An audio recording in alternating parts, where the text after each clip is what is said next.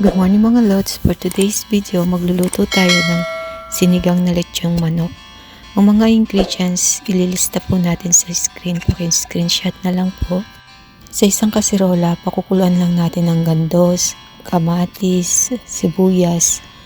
Pakukuluan lang natin, tapos lalagyan natin ng asin at saka paminta. Yung paminta optional lang po, at saka yung luya.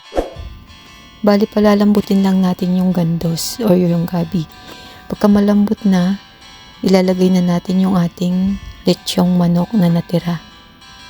Yung ating leftover na lechon manok. Tapos lalagyan natin ng sinigang mix. Para medyo malapot yung sabaw, pwede nyo pong durugin yung ilang perasong ng gandos. Tapos ilalagay na rin natin yung ating siling haba. At saka yung mga bok choy. Kapag po wala kayong bok choy, kahit anong gulay na pwede natin ilagay dyan. Huwag tayong magpaka-stress. Kung ano po yung available natin na gulay, siya pong ating ilalagay. Mas maraming gulay, mas masarap mga soy. After few minutes, luto na po yan. Tikiman na, manyaman.